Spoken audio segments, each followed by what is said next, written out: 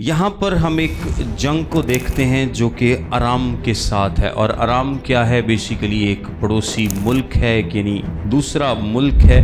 Israel कमज़ोर है और इसराइल की कमज़ोरी की वजह ये भी है कि आपको पता है कि अभी थोड़ा ही अरसा गुजरा कि इसराइल में 3.5 साल क्या था, कहत साली थी। 3.5 साल के कहत के बाद आपको पता है बहाली इतनी जल्दी और इतनी आसानी से मुमकिन नहीं होती। उसमें थोड़ा सा वक्त लगता है, लेकिन ये जो आराम है ये उस वक्त ताकतवर है। बिन हद्दद जो है वो एक जिस तरह गुंडा बदमाश नहीं होता, वो कहता है तेरा सोना भी मेरा है, तेरी चांदी भी मेरी, तेरियां बुढ़ियां भी मेरिया ने, तेरे बच्चे भी जड़े सोने सोने ने सारे वो कीने मेरे ने। सलातीन की पहली किताब उसका 20वां बाब उसकी पहली आयत से लिखा है, और अराम के बादशाह बिन हद्दद ने अपने सारे लश्कर को इकट्ठा किया और उसके साथ 32 बादशाह और घोड़े और रथ थे, और उसने सामरिया पर चढ़ाई करके उसका मुहासरा किया और उससे लड़ा।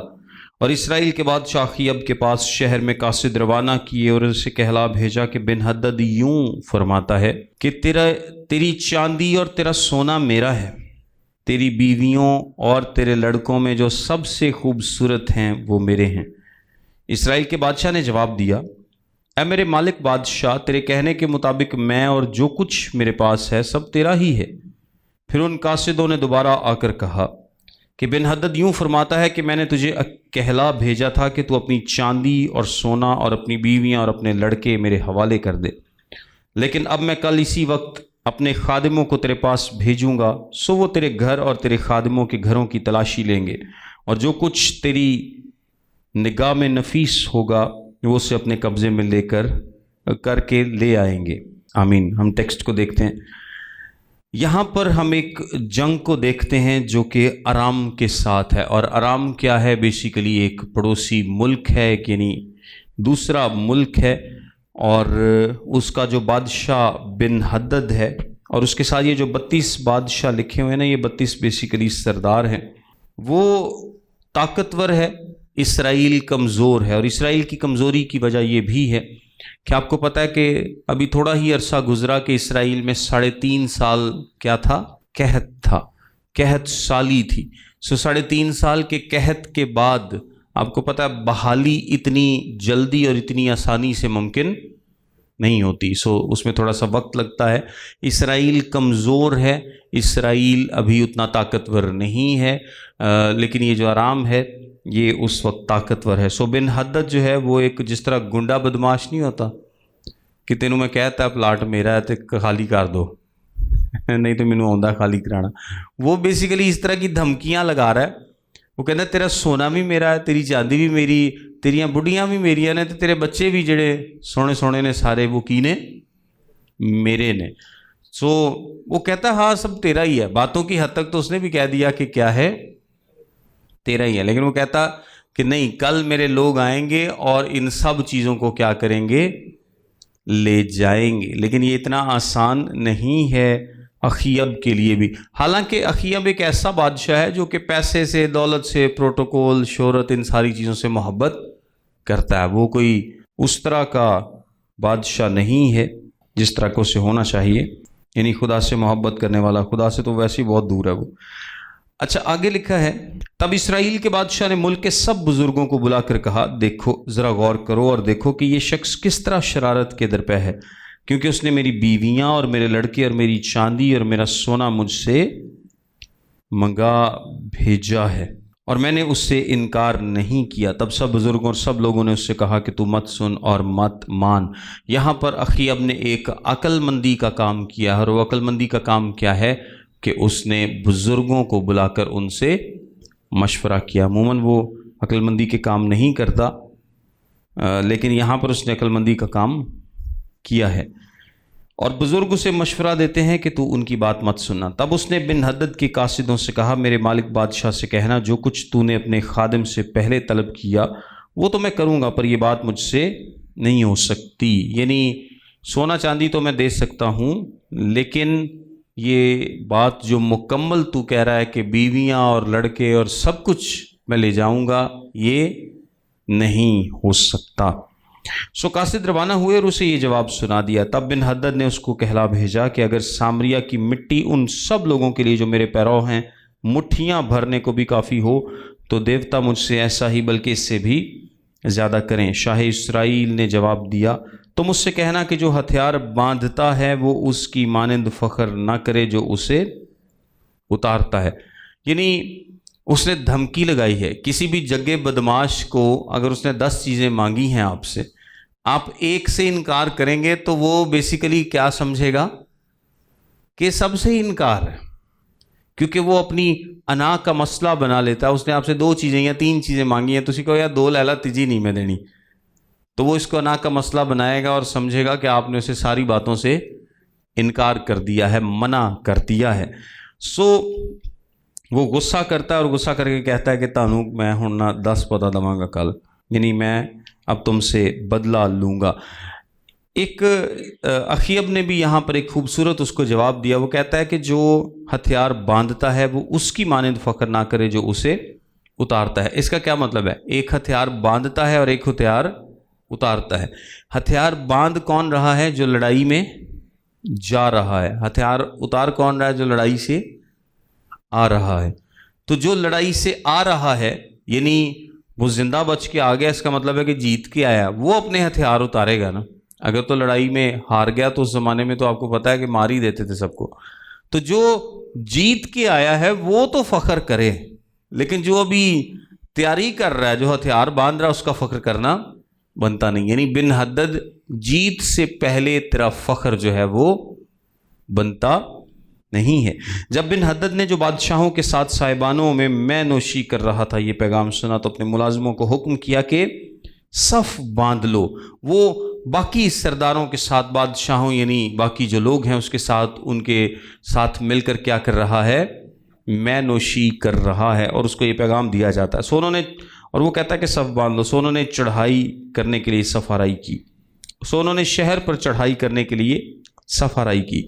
اور دیکھو ایک نبی نے شاہ اسرائیل اخیب کے پاس آ کر کہا, خداوند یوں فرماتا ہے کہ کیا تو نے اس بڑے ہجوم کو دیکھ لیا؟ میں آج ہی اسے تیرے ہاتھ میں کر دوں گا اور تو جان لے گا کہ خداوند میں ہی ہوں.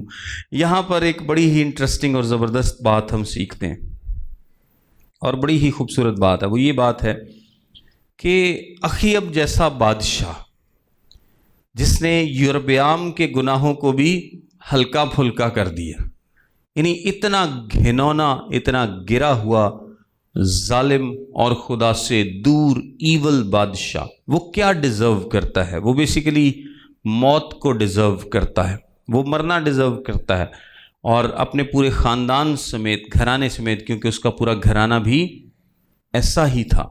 لیکن خداوند دیکھیں کتنا رحیم خدا ہے کہ خدا نے پھر بھی اسے کہا ہے کہ میں کیا کروں گا؟ میں تجھے بچاؤں گا, میں تجھے اس بڑی فوج سے رہائی دوں گا, بچاؤں گا, تو ان سے شکست نہیں کھائے گا. اور یہ ہمارا خدا ہی کر سکتا ہے, ورنہ خدا کے خلاف اس نے جتنے کام کر دیے نا, جتنی برائی, جتنا ایول وہ تھا, اس کا بنتا یہی تھا کہ خدا انہوں کہندا کوئی انسان ہوندا تو انہیں کہنا سی بس ٹھیک ہے, چنگا ہویا ہے, دے نال انج ہی ہونا چاہیے. یعنی جب ہم اکثر کیا کرتے ہیں کہ ہمارا کوئی بھی دشمن ہو, دشمن ان اے سینس کہ جس نے ہمارے ساتھ کوئی برائی کی ہو, اس کے ساتھ کچھ برا ہو جائے تو ہم کیا کرتے ہیں؟ ہم کہتے ہیں یہ دے نال انج ہی ہونا سی, چنگا ہویا. جے نہ بھی کہن نا چنگا ہویا تو یہ کہہ دیندے نے کہ خدا معاف کرے, یہ دے نال انج ہی ہونا سی, یہ دوجے دے نال انج کردا سی نا, یہ دے نال بھی انج ہی ہونا سی, ٹھیک ہویا یہ دے نال جو بھی ہویا. سو انسان ہوتا تو اور بات تھی, لیکن خداوند رحیم خدا ہے, خدا اس پر رحم کرتا ہے, اور خدا اس سے کہتا ہے کہ میں اس فوج کو تیرے ہاتھ میں کر دوں گا. تب اخیب نے پوچھا کس کے وسیلے سے؟ کیونکہ اس کو لگتا ہے کہ ہم تو شاید اتنے ویک ہیں, اسرائیل تو بہت ویک ہے, اسرائیل کتنے جنگ جیت سکتا ہے کسی کو؟ تو اس کا مطلب کیا ہے کہ مدد کہیں باہر سے آئے گی, خدا کسی اور کو بھیجے گا ہماری مدد کے لیے. اور ہم بھی ویسے اکثر اس طرح کی باتیں سوچتے ہیں جب کمزور پڑتے ہیں اور ہمیں لگ رہا ہوتا ہے کہ ساڈے کولوں یہ کام نہیں ہونا, تو ہم کیا سوچتے ہیں کہ خدا کسی اور کے تھرو یہ کام کرائے گا. لیکن خدا آپ کے تھرو بھی کرا سکتا ہے, اور اس کی مثال آپ کی منسٹری بھی ہو سکتی ہے کہ اگر آپ کی منسٹری انکریز نہیں کر رہی تو اکثر لوگ یہ سوچتے ہیں کہ یار جب تک کوئی باہر سے ہمیں ہیلپ نہیں ملے گی، کوئی ایکسٹرنل ہیلپ نہیں ملے گی، کوئی ایکسٹرنل بریک تھرو نہیں ملے گا، ہم شاید ترقی نہیں کر پائیں گے۔ لیکن خدا ایکسٹرنل مدد کے بغیر آپ سے بھی آپ کی منسٹری کو بڑھانا جانتا ہے، نہیں آپ کو استعمال کرتے ہوئے بھی۔ شوخیب کا خیال ہے کہ شاید کسی اور کو خدا استعمال کرے گا۔ اس نے کہا خدا یوں فرماتا ہے کہ صوبوں کے سرداروں کے جوانوں کے وسیلے سے، یعنی تمہارے صوبوں کے سرداروں کے جو جوان ہیں میں انہی کے وسیلے سے تمہیں کیا کروں گا، رہائی دوں گا۔ پھر اس نے پوچھا کہ لڑائی کون شروع کرے؟ اس نے جواب دیا کہ تو، یعنی اخیب تو جو کمزور پارٹی ہے، جو سمجھتا ہے کہ ہم کبھی جنگ نہیں جیت سکتے، تو لڑائی شروع کرے گا۔ تب اس نے صوبوں کے سرداروں کے جوانوں کو شمار کیا۔ اچھا، یہ جو نبی پیغام لے کر آیا ہے اس کا نام نہیں لکھا، اور بہت سارے لوگ اندازہ لگاتے ہیں کہ شاید یہ ایلیا تھا جو بھیس بدل کے آیا ہے، لیکن چونکہ کلام مقدس میں نہیں لکھا اس لیے ہمیں کوئی اندازہ لگانے کی ضرورت نہیں ہے، کیونکہ اس سے آگے 2 نبی اور آئیں گے جن کا نام نہیں لکھا۔ تب اس نے صوبوں کے سرداروں کے جوانوں کو شمار کیا اور وہ 232 نکلے۔ اس کے بعد اس نے سب لوگوں یعنی سب بنی اسرائیل کی موجودات لی اور وہ 7000 تھے۔ بڑے تھوڑے جنے، کتنے ہیں؟ 7000 فوجی۔ کچھ کا خیال ہے کہ یہ جو 7000 ہیں یہ وہ 7000 ہیں جنہوں نے بال کے آگے گھٹنے نہیں ٹیکے تھے، لیکن یہ بھی کلام مقدس ہمیں نہیں بتاتا۔ 7000 یہاں بتانے کا مقصد یہ ہے کہ یہ تعداد بڑی تھوڑی اور انسگنیفیکنٹ ہے بن حدد کی ایک بڑی فوج کے سامنے۔ 16ویں آیت میں لکھا ہے یہ سب دوپہر کو نکلے اور بن حدد اور وہ 32 بادشاہ جو اس کے مددگار تھے صاحبانوں میں پی پی کر مست ہوتے جاتے تھے۔ صوبوں کے سرداروں کے جوان پہلے نکلے اور بن حدد نے آدمی بھیجے اور انہوں نے اسے خبر دی کہ سامریہ سے لوگ نکلے ہیں۔ اس نے کہا اگر وہ صلح جو ہو کر نکلے ہیں تو ان کو جیتا پکڑ لو، اور اگر وہ جنگ کرنے کو نکلے ہوں تو بھی ان کو جیتا پکڑ لو۔ وہ کہندے نے جے صلح کرنا ہے نے تو زندہ پھاڑ لینا، تو جے جنگ کرنا ہے نے پھر بھی زندہ پھاڑ لینا۔ کچھ لوگوں کا یہ بھی خیال ہے کہ بن حدد چونکہ پی پی کے مست ہو رہا ہے، اس کو پتہ نہیں ہے کہ میں کہہ کی رہا ہوں، یعنی اس کی جو کمانڈز ہیں، اس کا جو حکم ہے وہ بھی کیا ہے، کنفیوزنگ ہے، کہ کہندا ہے کہ جے لڑن تو پھر بھی زندہ پھاڑ لینا، تو جے صلح لیا ہے نے تو پھر بھی زندہ پھاڑ لینا۔ تب صوبوں کے سرداروں کے جوان اور وہ لشکر جو ان کے پیچھے ہو لیا تھا شہر سے باہر نکلے، اور ان میں سے ایک ایک نے اپنے مخالف کو قتل کیا۔ سو ارامی بھاگے اور اسرائیل نے ان کا پیچھا کیا، اور شاہ ارام بن حدد ایک گھوڑے پر سوار ہو کر سواروں کے ساتھ بھاگ کر بچ گیا، اور شاہ اسرائیل نے نکل کر گھوڑوں اور رتھوں کو مارا اور ارامیوں کو بڑی خون ریزی کے ساتھ قتل کیا۔ اور وہ نبی شاہ اسرائیل کے پاس آیا اور اس سے کہا کہ جا اپنے کو مضبوط کر، اور جو کچھ تو کرے اسے غور سے دیکھ لینا، کیونکہ اگلے سال شاہ ارام پھر تجھ پر چڑھائی کرے گا۔ یعنی ابھی خطرہ ٹلا نہیں، ابھی خطرہ ختم نہیں ہوا، اگلے سال شاہ ارام بن حدد کیا کرے گا، دوبارہ سے اسرائیل پر حملہ کرے گا۔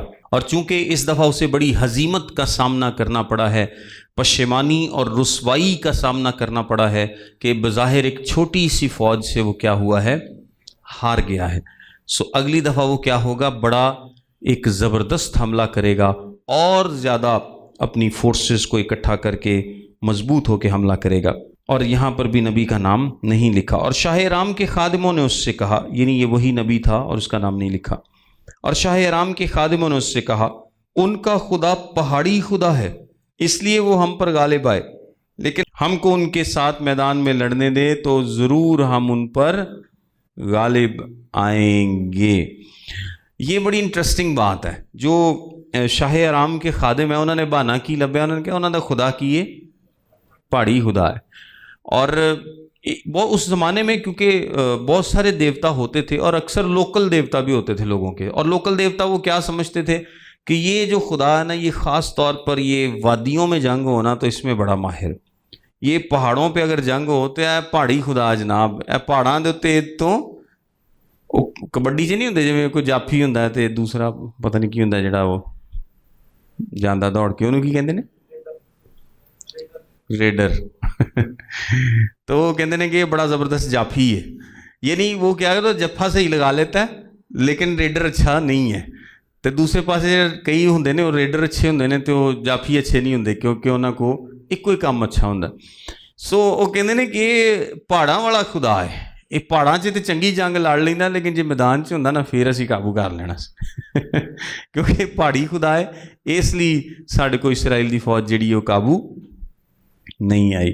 لیکن اسپرجن نے ویسے اس کو بڑی خوبصورتی سے بیان کیا، بہت ساری مثالیں دے دے کے کہ خدا جو ہے وہ کسی ایک چیز کا خدا نہیں ہے، نہیں ہوتا. یعنی وہ اس طرح سے اس کو بیان کرتا ہے کہ اگر ہم یہ سوچیں کہ اگر تو 20,000 کے مجمع کے آگے آپ خطاب کر رہے ہیں، آپ سرمن سنا رہے ہیں اور خدا آپ کے ساتھ ہے، اور اگر آپ 2 لوگوں کو محلے میں کھڑے ہو کے یا گلی میں کھڑے ہو کے کلام سناتے ہیں اور خدا آپ کے ساتھ نہیں ہے، تو یہ ہماری سوچ ہو سکتی ہے کیونکہ خدا مجموعوں کو کلام سنانے والوں کا بھی خدا ہے اور خدا انڈیویجولز کو کلام سنانے والوں کا بھی خدا ہے. اور بہت ساری وہ مثالیں دے کر اس بڑی خوبصورت بات کو بیان کرتا ہے. اور یہ بات خدا کے تعلق سے سچی نہیں ہے اگر یہ ایٹریبیوٹ کیا جائے کہ خدا صرف یہ کر سکتا ہے اور یہ نہیں کر سکتا. یہ بات خدا کے خلاف کہی انہوں نے. اور ایک کام یہ کر کے بادشاہوں کو ہٹا دے، یعنی ہر ایک کو اس کے عہدے سے معزول کر دے اور ان کی جگہ سرداروں کو مقرر کر، اور اپنے لیے ایک لشکر اپنی اس فوج کی طرح جو تباہ ہو گئی، گھوڑے کی جگہ گھوڑا اور رتھ کی جگہ رتھ گن گن کر تیار کر لے، اور ہم میدان میں ان سے لڑیں گے اور ضرور ان پر غالب ہوں گے. سو اس نے ان کا کہا مانا اور ایسا ہی کیا. اور اگلے سال بن حدد نے ارامیوں کی موجودات لی اور اسرائیل سے لڑنے کے لیے افیق کو گیا، اور بنی اسرائیل کی موجودات بھی لی گئی اور ان کی رسد کا انتظام کیا گیا، اور یہ ان سے لڑنے کو گئے اور بنی اسرائیل ان کے برابر خیمہ زن ہو کر ایسے معلوم ہوتے تھے جیسے حلوانوں کے 2 چھوٹے ریوڑ، پر ارامیوں سے وہ ملک بھر گیا تھا. تب ایک مرد خدا اسرائیل کے بادشاہ کے پاس آیا اور اس سے کہا، خداوند یوں فرماتا ہے کہ چونکہ ارامیوں نے یوں کہا ہے کہ خداوند پہاڑی خدا ہے اور وادیوں کا خدا نہیں، اس لیے میں سارے بڑے ہجوم کو تیرے ہاتھ میں کر دوں گا اور تم جان لو گے کہ میں خداوند ہوں. یہاں پر انہوں نے جو بات کی ہے یہ خداوند کی اہانت ہے، خداوند کے خلاف بات کی ہے، اور اس لیے خداوند نے ایک نبی کو ان کے پاس بھیجا ہے کہ اب کی بار بھی میں کیا کروں گا، تمہیں فتح دلاؤں گا، اسرائیل کو فتح دلاؤں گا، تاکہ سب لوگ جان لیں کہ یہ ان کا کانسیپٹ غلط ہے کہ وہ پہاڑی خدا اور صرف پہاڑوں میں ہی جنگ کو جتا سکتا ہے. کلام مقدس میں لکھا ہے نا کہ انسان کی جو زبان ہے انسان کو مروا بھی سکتی ہے، تو یہ انہاں دی زبان ہی سی ہن جڑی انہاں نوں مروائے گی، جڑے انہوں نے بڑے بڑے دعوے کیتے ہیں. ہم اکثر اپنی زبان کے سر پر کچھ ایسی باتیں کہہ جاتے ہیں جن کا ہمیں بعد میں نقصان اٹھانا پڑتا ہے.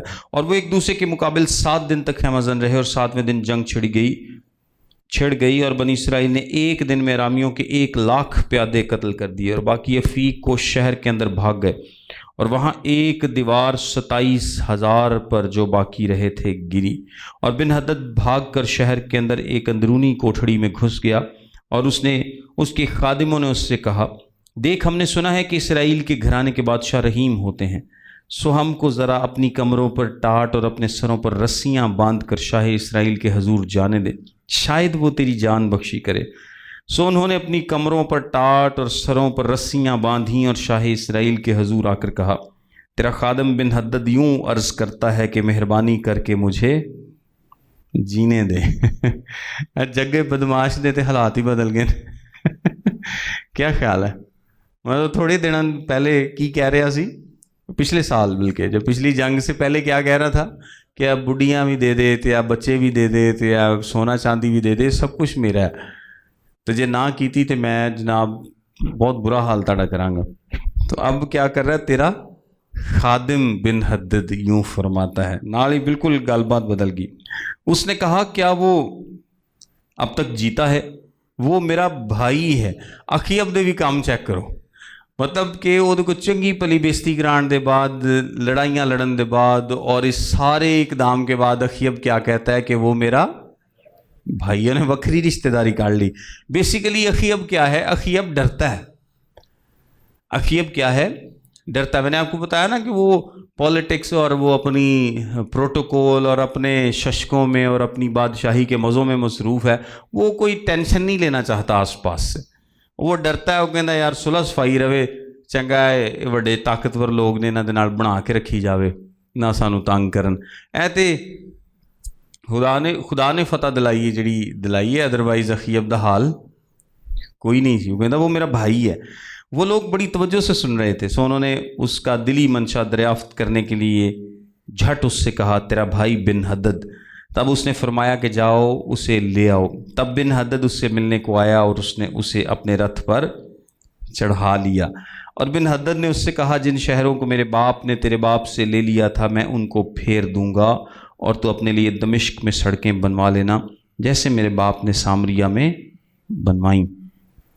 اخیب نے کہا میں اسی عہد پر تجھے چھوڑ دوں گا. سو اس نے اس سے عہد باندھا اور اسے چھوڑ دیا. اس نے کہا کہ وہ میں شہر واپس کر دوں گا جو میرے باپ نے تیرے باپ سے لے لیے تھے, اور وہ کہتا ہے کہ تو دمشق میں سیریا میں جہاں کا بن حدد ہے وہاں پہ تو سڑکیں بنوا لینا جہاں پر جیسے میرے باپ نے سامریہ میں بنوائیں. سو وہ اس کو چھوڑ دیتا ہے. سو انبیاء زادوں میں سے ایک نے خدا ان کے حکم سے اپنے ساتھی سے کہا مجھے مار, پر اس نے اسے مارنے سے انکار کیا. تب اس نے اس سے کہا اس لیے کہ تو نے خداوند کی بات نہیں مانی, سو دیکھ جیسے ہی تو میرے پاس سے روانہ ہوگا ایک شیر تجھے مار ڈالے گا. سو جیسے ہی وہ اس کے پاس سے روانہ ہوا اسے ایک شیر ملا اور اسے مار ڈالا. اچھا, یہ بظاہر بات بڑی سخت معلوم ہوتی ہے کہ انبیاء زادے ہیں, ان میں سے ایک اپنے ساتھی سے کہتا ہے, یہ کسی عام شخص سے نہیں کہتا بلکہ اپنے ساتھی سے کہتا ہے کہ تو مجھے مار. کیونکہ پرانے عہد میں ہم دیکھتے ہیں کہ اکثر ڈیفرنٹ طریقے سے خداوند کلام کرتا تھا. سو وہ کہتا ہے کہ یہ خداوند کی بات ہے, خداوند نے کہا ہے کہ ایسا کر, لیکن وہ اس کو نہیں مانتا.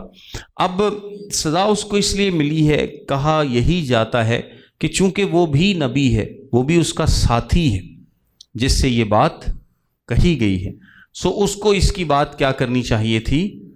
ماننی چاہیے تھی. اس کو یہ پتہ ہونا چاہیے تھا کہ یہ کس کی طرف سے ہے؟ خداوند کی طرف سے ہے, چونکہ وہ نبی ہے. لیکن اس نے نہیں مانی, اس لیے اسے یہ سزا دی گئی. پھر اسے ایک اور شخص ملا, اس نے اس سے کہا مجھے مار. اس نے اسے مارا اور مار کر زخمی کر دیا.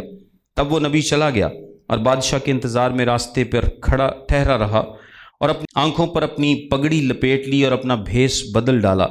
جیسے ہی بادشاہ ادھر سے گزرا اس نے بادشاہ کی دہائی دی اور کہا کہ تیرا خادم جنگ ہوتے میں وہاں چلا گیا تھا, اور دیکھ ایک شخص ادھر مڑ کر ایک آدمی کو میرے پاس لے آیا اور کہا کہ اس آدمی کی حفاظت کر, اگر یہ کسی طرح غائب ہو جائے تو اس کی جان کے بدلے تیری جان جائے گی, اور نہیں تو تجھے ایک قنطار چاندی دینی پڑے گی. جب تیرا خادم ادھر ادھر مصروف تھا وہ چلتا بنا. شاہ اسرائیل نے اس سے کہا تجھ پر ویسا ہی فتویٰ ہوگا, تو نے آپ اس کا فیصلہ کیا.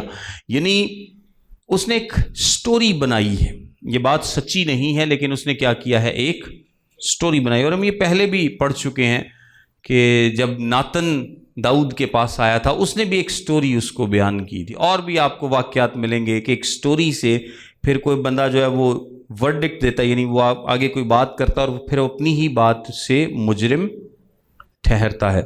سو وہ اخیب کے سامنے ایک سٹوری پیش کرتا ہے کہ میں جنگ میں تھا, وہاں پر ایک شخص میرے پاس ایک دوسرے شخص کو لے آتا ہے, کہندا ایدا خیال رکھی تو جے ادھر ادھر ہو گیا تو ایدی جان دے بدلے تیری جان, ادروائز میں تمہیں کیا دوں گا, ایک قنطار چاندی دوں گا. یعنی ادروائز تجھے ایک قنطار چاندی دینی پڑے گی. اور اس نے ایکسیپٹ کیا ہے اس بات کو کہ میں اس کا کیا کروں گا, خیال کروں گا, میں اس کا کیا کروں گا, خیال کروں گا. اور وہ ادھر ادھر اپنی خدمت میں مصروف تھا, تو جو اس کو ٹاسک سونپا گیا تھا وہ اس سے نہیں ہوا اور وہ شخص ادھر ادھر ہو گیا. اخیب کہتا ہے کہ ہون جان تے تینوں دینی پینی یا ایک قنطار چاندی دینی پینی, کیونکہ تو ایک ہی کیتا سی, طے کیتا سی. تب اس نے جھٹ اپنی آنکھوں پر سے پگڑی ہٹا دی اور شاہ اسرائیل نے اسے پہچانا کہ وہ نبیوں میں سے ہے, اور اس نے اس سے کہا خداوند یوں فرماتا ہے اس لیے کہ تو نے اپنے ہاتھ سے ایک ایسے شخص کو نکل جانے دیا جسے میں نے واجب القتل ٹھہرایا تھا، سو تجھے اس کی جان کے بدلے اپنی جان اور اس کے لوگوں کے بدلے اپنے لوگ دینے پڑیں گے۔ سو شاہ اسرائیل اداس اور ناخوش ہو کر اپنے گھر کو چلا اور سامریا میں آیا۔ سو اس کو یہ سزا دی گئی کہ چونکہ تو نے یہ کام کیا ہے اس لیے، یعنی جو بن حدد ہے اس سے جنگ کس نے جتائی ہے؟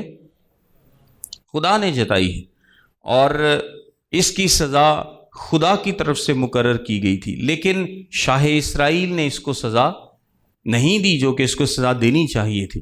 اس کا کوئی حق نہیں بنتا تھا کہ وہ بن حدد کے ساتھ کسی قسم کا معاہدہ کرے، کیونکہ اس کو فتح تو خدا نے دلائی ہے، وہ تو خود جیت بھی نہیں سکتا تھا۔ سو اس کے پاس کوئی اختیار نہیں تھا، اس کو کوئی حق نہیں بنتا تھا کہ وہ جو بن حدد ہے شاہ ارام اس کے ساتھ کیا کرے، کوئی بھی معاہدہ کرے۔ سو اس کو اس کی اب سزا ملے گی چونکہ اس نے اس کے ساتھ کیا کیا ہے، معاہدہ کیا ہے۔ اس سے بھی ایک بڑی خوبصورت بات ہم سیکھتے ہیں کہ اکثر ہم جو ہمارا مین کام ہوتا ہے، جس طرح لکھا ہے نا کہ جب تیرا خادم ادھر ادھر مصروف تھا وہ چلتا بنا، تو یہ ایک اہم بات ہے۔ اہم بات اس طرح سے ہے کہ اکثر ہمیں خدمت سونپی جاتی ہے اور ہم کیا کرتے ہیں، ادھر ادھر مصروف ہو جاتے ہیں، ادھر ادھر کیا ہو جاتے ہیں، مصروف ہو جاتے ہیں، اور اپرچونٹی کیا ہے، نکل جاتی ہے۔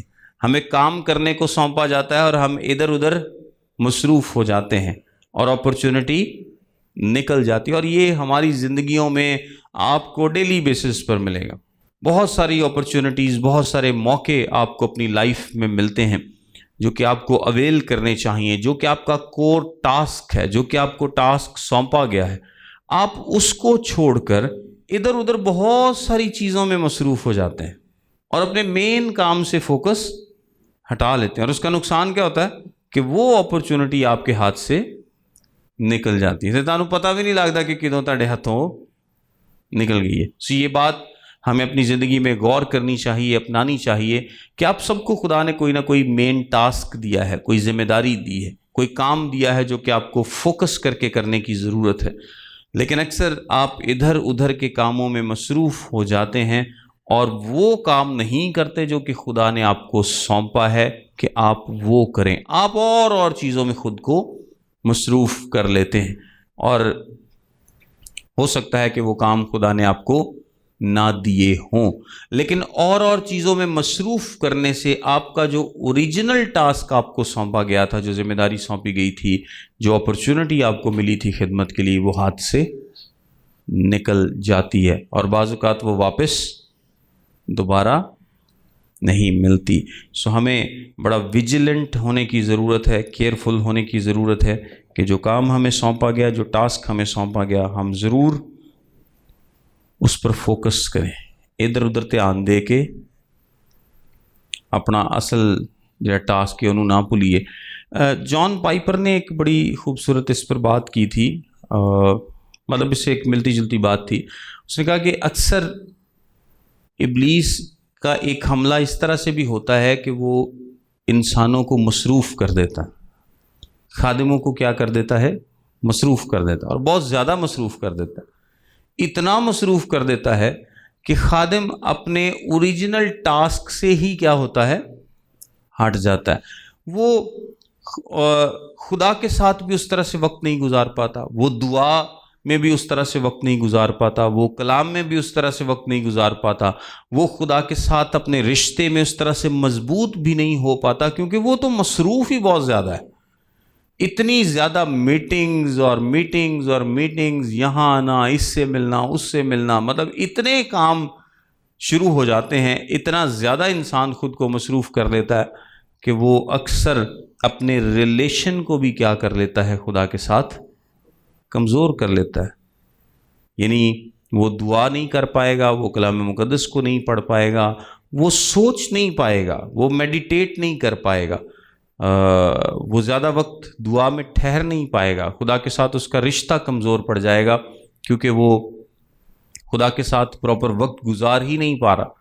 شاید اس کو لگے گا کہ یار ہن ਇੰਨੀ ਦੇਰ ਦੁਆ 'ਚ ਬਹਿਣ ਨਾਲ ਕੀ ਹੋਣ ਡਿਆ, ਵਕਤ ਜ਼ਾਇਆ ਹੋ ਰਿਹਾ ਹੈ। ਇੰਨੀਆਂ ਮੈਂ ਮੀਟਿੰਗਾਂ ਭੁਗਤਾ ਲੈਣੀਆਂ ਸੀ, 3-4 ਲੋਕਾਂ ਨੂੰ ਮਿਲ ਲੈਣਾ ਸੀ, ਫਲਾਣੇ ਬੰਦੇ ਨੂੰ ਫਲਾਣੀ ਥਾਂ 'ਤੇ ਜਾਣਾ ਸੀ, ਇੱਥੇ ਜਾਣਾ ਸੀ, ਇਹ प्रोजेक्ट सी, ये प्रोजेक्ट सी, वो प्रोजेक्ट। और आप अपनी इर्द गिर्द ये देख भी सकते हैं, महसूस भी कर सकते हैं कि बाज़ औक़ात हम खुद को बहुत ज़्यादा मसरूफ़ कर लेते हैं कि ना सिर्फ हमारा रिलेशन भी वीक होता है बल्कि अपॉर्चुनिटीज़ भी हमारे हाथ से निकल जाती हैं। वो अपॉर्चुनिटीज़ जो खुदा की तरफ से हमें मिली हैं, उसकी तलाश में, जो कि हम समझते हैं कि हमारे लिए ज़रूरी है। समझिए आप बात, यानी वो अपॉर्चुनिटी निकल जाती है जो खुदा ने हमें दी है, उस अपॉर्चुनिटी की तलाश में जो कि हम समझते हैं कि हमारे लिए ज़रूरी है। God bless you.